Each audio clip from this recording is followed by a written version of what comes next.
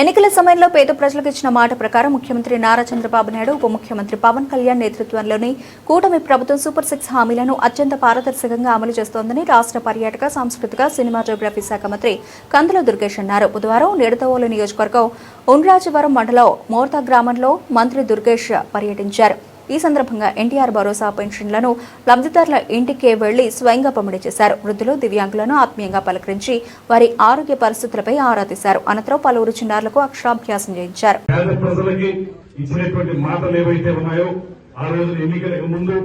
ముఖ్యమంత్రి చంద్రబాబు నాయుడు గారు,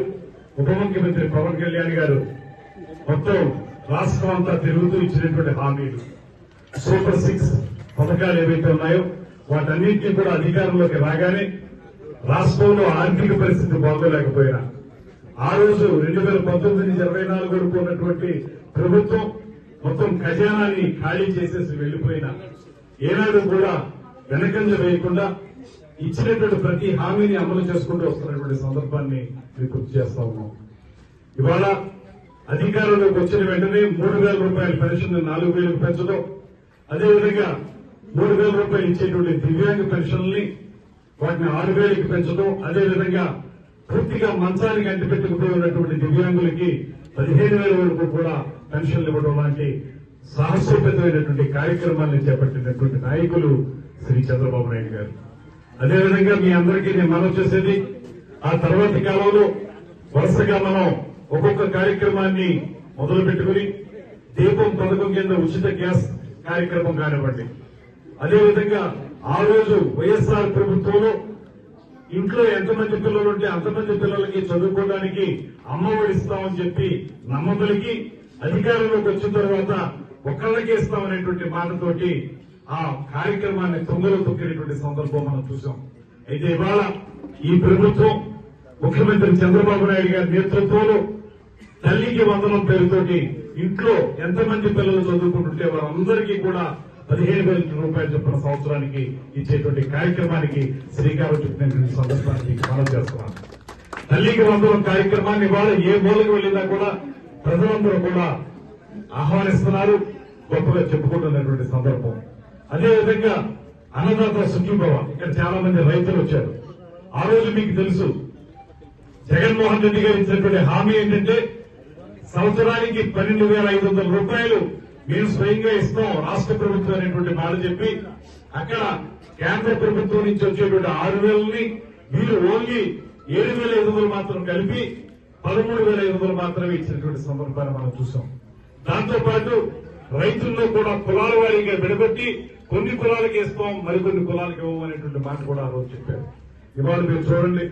20,000 రూపాయలు మొన్ననే 3వ విడత కూడా ఇచ్చాం. మొత్తంగా చూసుకున్నప్పుడు కేంద్ర ప్రభుత్వం ఇచ్చేటువంటి 6,000 పెరగలేదు, కానీ మనం ఇచ్చేటువంటి రాష్ట్ర ప్రభుత్వం ఇచ్చేది ఎకాయికిని 14,000 పెంచి మొత్తంగా 20,000 రూపాయలతోటి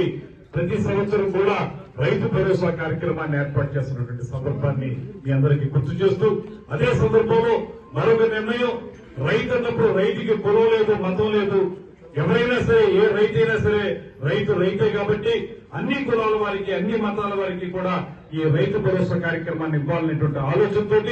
పూర్తి స్థాయిలో 20,000 ప్రతి ఒక్కరికి ఇస్తున్నటువంటి సందర్భాన్ని కూడా మీ అందరికీ గుర్తు చేస్తూ, దాంతో పాటు ఇవాళ మహిళా మతలు మొహాల్లో చిరునవ్వు కనిపించే విధంగా ఎవరైతే మహిళలు చిన్న చిన్న వ్యాపారాల కోసం వేరే ప్రాంతాలకు వెళ్లాలనుకున్నారో, లేకపోతే బంధువుల ఇంటికి వెళ్లాలనుకున్నారో, లేకపోతే పిల్లలు వేరే చోట చదువుకుంటూ ఉంటే వాళ్ళని యోగక్షేమాలు తెలుసుకోవడానికి వెళ్లాలనుకున్నారో అటువంటి వారికి ఉచితంగా బస్సు సౌకర్యాన్ని కల్పించి స్త్రీ శక్తి అనేటువంటి పథకం ద్వారా వారందరికీ కూడా పూర్తి స్థాయిలో ఉచితంగా వారి బస్సు ప్రయాణం చేసుకునేలాగా ఏర్పాటు చేయడం మాత్రమే కాకుండా ట్రాన్స్జెండర్స్ ఎవరైతే ఉంటారో వారికి కూడా ఉచితంగా ఇవ్వటం,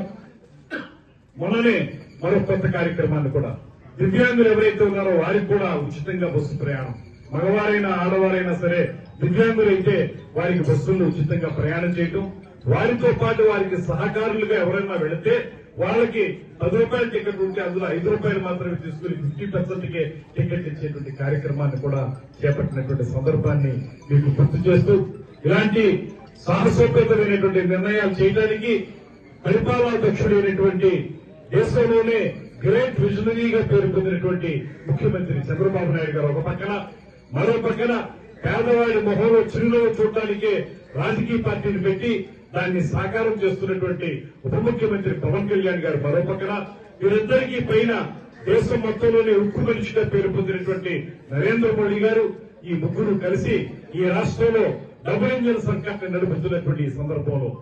రాను రాను ఒక్కొక్క కార్యక్రమాన్ని అమలు చేసుకుంటూ వెళుతూ ప్రజలందరికీ కూడా అందుబాటులో ఉండే విధంగా కార్యక్రమాన్ని చేపట్టాలని, అదేవిధంగా ఇవాళ కొత్తగా ముఖ్యమంత్రి గారు ప్రారంభిస్తున్నటువంటి మరో కార్యక్రమం,